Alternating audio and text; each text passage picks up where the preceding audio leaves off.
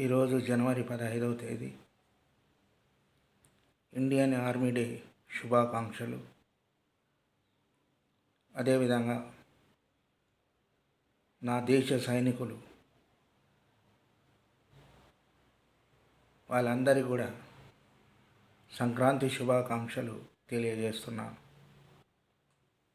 ముఖ్యంగా మన దేశం యొక్క మనల్ని కాపాడడానికి వాళ్ళ యొక్క ప్రాణాలను త్యాగం చేయడం జరుగుతుంది. వాళ్ళ కుటుంబాలను విడిచిపెట్టి మన దేశం కోసం చలిలో వణుకుతూ ఎండకు ఎండుతూ మన దేశ ప్రజలను కాపాడేటటువంటిది జవానులు మాత్రమే. అటువంటి జవాన్లకు మనం పాదాభివందనాలు తెలియచేయాలి.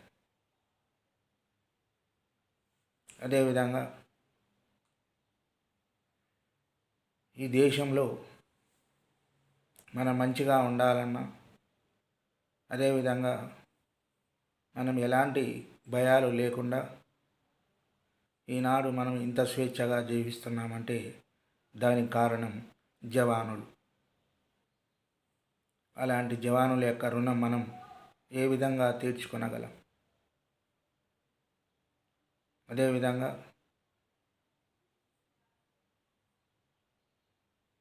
ఈ లోకంలో జవాన్ అంటే ఒక త్యాగ పురుషుడు. జవాన్ అన్న పదానికి త్యాగమే నిదర్శనం. అందుకోసం జవానుల యొక్క త్యాగాలను మనం ఏనాటికి మర్చిపోరాదు. దేశం కోసం అహర్నిశలు కష్టపడే జీవి ఎవరైతే ఉన్నారంటే వాళ్ళు జవాన్లే.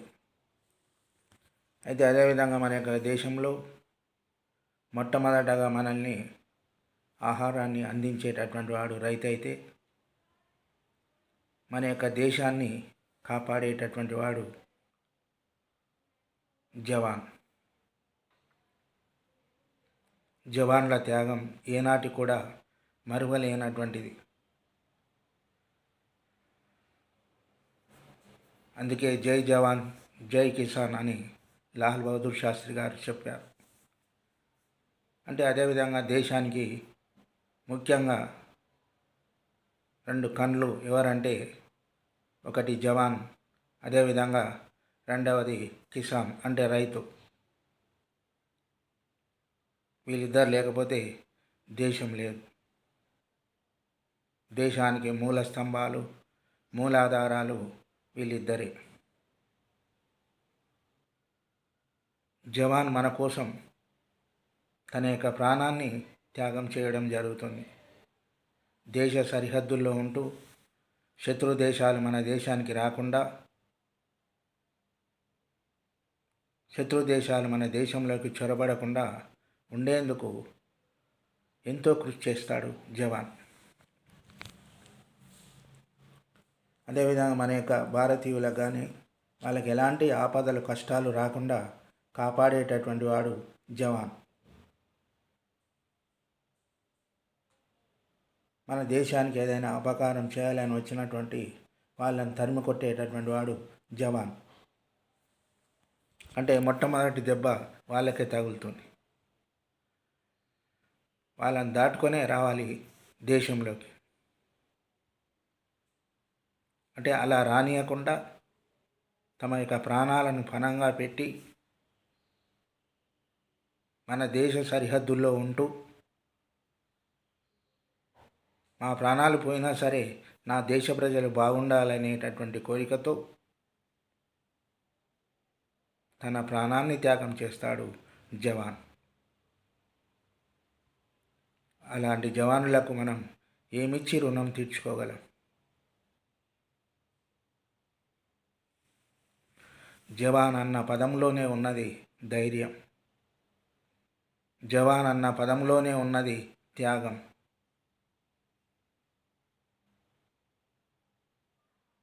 జవాన్ అన్న పదంలోనే ఉన్నది స్ఫూర్తిదాయకం. అలాంటి జవాన్ మనకు ఎన్నో పుణ్యఫలం అని చెప్పుకోవచ్చు. అదేవిధంగా మన యొక్క కుటుంబాన్ని, మన అమ్మను, మన పిల్లలను రక్షించేటటువంటి వాడు తండ్రి.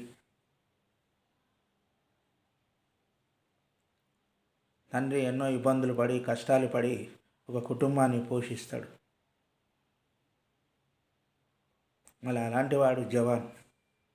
ఒక కుటుంబాన్ని కాదు, ఒక దేశాన్నే కాపాడేటటువంటి వాడు జవాన్. అంత గొప్ప వీరుడు జవాన్. అటువంటి వానికి మనం ఏమిచ్చి రుణం తీర్చుకోగలం? జవాను లెక్క త్యాగమే ఈరోజు మనం మంచిగా జీవించడానికి కారణం.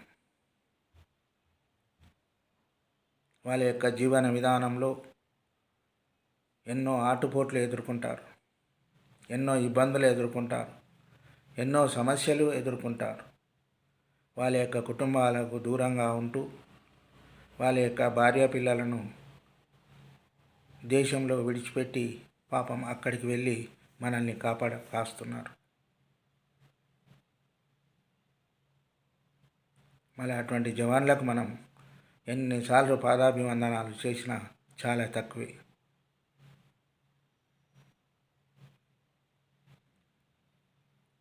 అలాంటి గొప్ప వీరులు మన యొక్క జవాన్లు. మన యొక్క మాతృదేశం కోసం ఎన్నోసార్లు శత్రు సైన్యాలతోని పోరాడి కొన్నిసార్లు విజయాలను సాధిస్తారు, కొన్నిసార్లు తమ యొక్క ప్రాణాలను త్యాగం చేస్తారు. అలాంటి జవానులకు మనం ఏమిచ్చి రుణం తీర్చుకోగలం?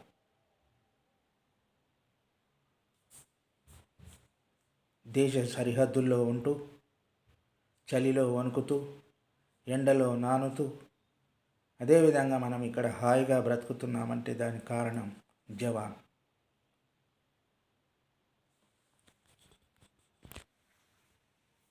ఈ జవానుల యొక్క త్యాగం భగవంతునితో సమానమైనటువంటిది. అంటే భగవంతుడు మనకు కనిపిస్తాడో లేదో తెలియదు, భగవంతుడు మనల్ని కాపాడుతాడని మనం చెప్పుకుంటాం. కానీ జవాన్ రూపంలో భగవంతుడు కూడా మనల్ని కాపాడుతాడు. మన యొక్క అమ్మా నాన్నలు మనల్ని ఎలాగైతే కాపాడుతారో, అంటే భగవంతుని రూపంలో గురువు మనకు ఏ విధంగా విద్యని అభ్యసిస్తాడో భగవంతుని రూపంలో, ఈ యొక్క జవాన్ కూడా ఆ రూపంలో, భగవంతుని రూపంలో మన యొక్క దేశాన్ని మొత్తాన్ని కాపాడడం జరుగుతుంది.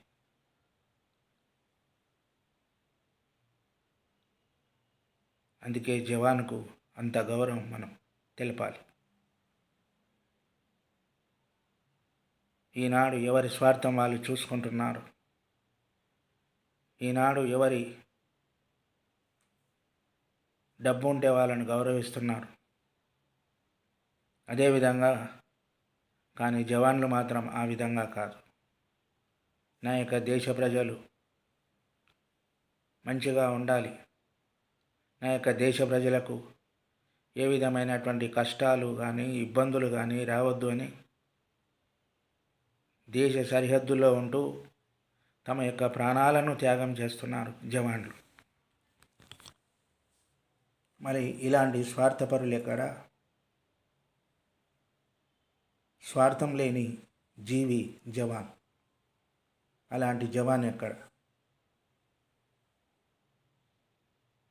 ప్రతిరోజు కూడా వాళ్ళకు వందనాలు తెలపాలి. జవాన్ లేని దేశం లేదు, వీర సైనికులు లేని దేశం లేదు.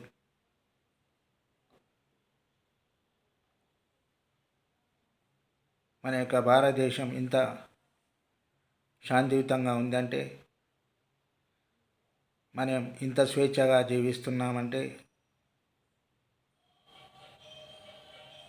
మన స్వాతంత్రంలో వచ్చి ఇంత ప్రశాంతంగా జీవిస్తున్నామంటే దానికి కారణం జవాన్.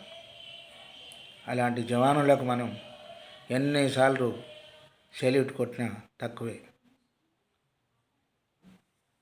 అందుకోసం జవాన్లకు మరి ఒక్కసారి పాదాభివందనాలు తెలియజేస్తూ సంక్రాంతి శుభాకాంక్షలు తెలియజేస్తున్నాను.